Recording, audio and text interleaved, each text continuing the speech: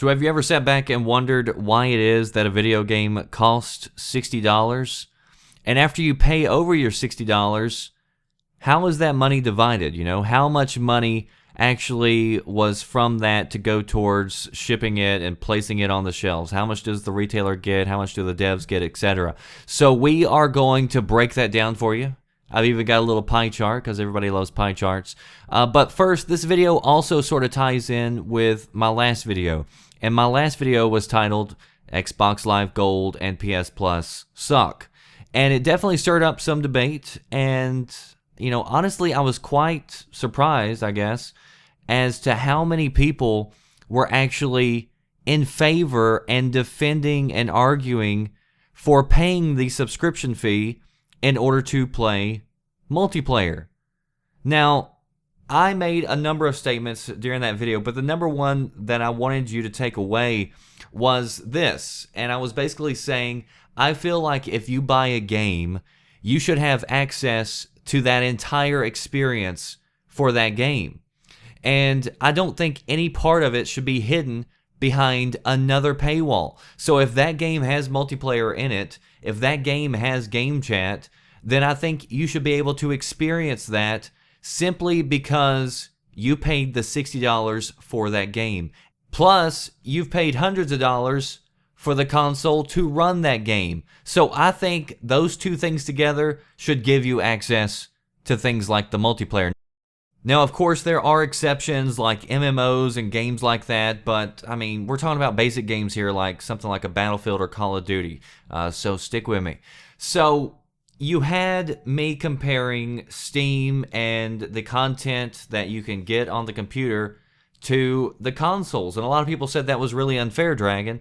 They said Steam has the money and the income to do the things that they're doing simply because they make money on every game that's sold through their storefront. So Steam is making a lot of money, and Sony and Microsoft need money from the subscription services in order to pay for their servers. So it's not the same.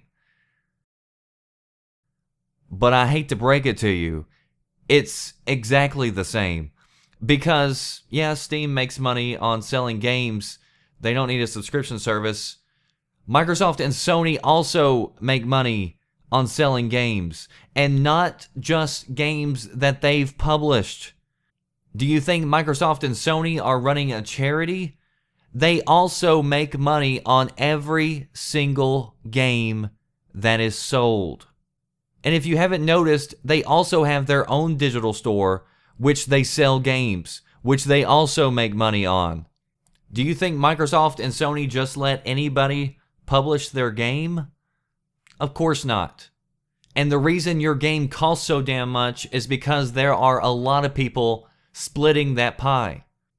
So here is one chart that I found from the Los Angeles Times. There's plenty of articles out there. They all point to the same thing. But this was a chart that was shown off at a conference a few years ago. I believe it was created by one of the devs at OnLive. But basically, they broke down a $60 game.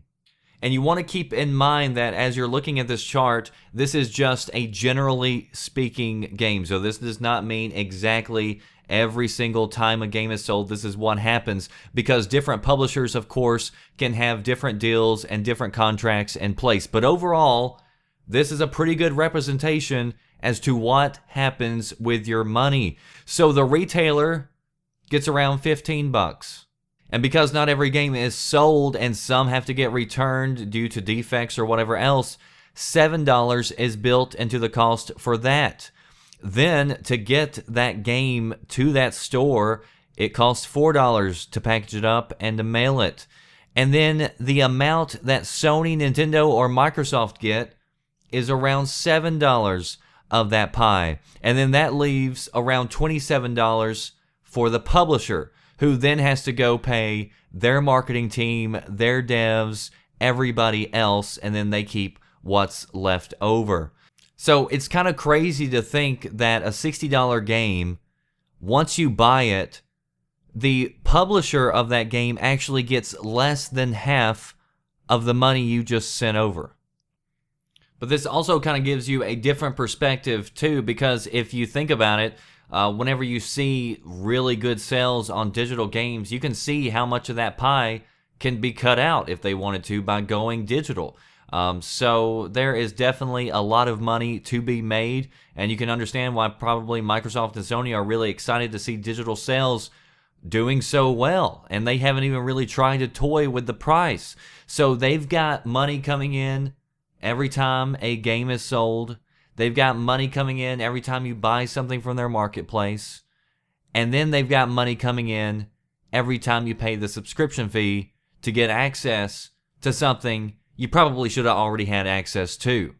So the idea that Microsoft and Sony need this money from subscriptions just to keep their servers going is complete nonsense. I mean, Azure is going to be here regardless of Xbox, and PlayStation Network on PS3 showed that you didn't have to charge people for multiplayer. And for all the people saying that I shouldn't be comparing Steam to consoles, I mean, I don't understand why not. So many developers have come out and said the architecture is so similar to PCs. I mean, you basically have a PC in your living room or your bedroom that you're playing on.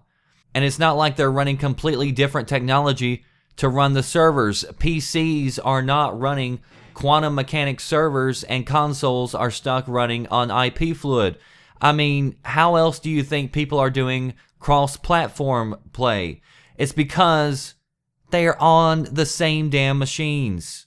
So this idea that consoles require some sort of specialty and get special treatment, and you have to pay this subscription service just to make it into this magical world to experience everything else, I mean, it's just complete BS. And that's not me being a PC elitist, which I also thought was funny that people were calling me last night. It's like you can't honestly compare something and look at it objectively. There are good things about consoles, there are good things about PC, and if you see something that's better on another system, why not try to make it better on the system that you're on? Why want to be in favor of paying for something that you shouldn't have to pay for in the first place? And I know I saw people where they were saying, they loved paying for their free games, which I still think is a funny statement. And it reminds me that I need to do like an After Dark video sometimes on propaganda, I guess. But again, whether you're happy with the games, the discounts, I mean, that's great. We're talking about restricting content that shouldn't have been restricted in the first place. And the bottom line is, multiplayer should not be in a walled garden. So if you want to read more, I'll leave some links down below so you can read about the game cost and how they broke it down. Stay right here to this channel in the VGM for your latest news, and follow me on Twitter for breaking news as it happens. And post below, let me know, should we be paying extra just to access multiplayer, even though the cost of servers is built into the game you already bought? That does it for me, The Red Dragon. I'll see you next time. Thanks for watching.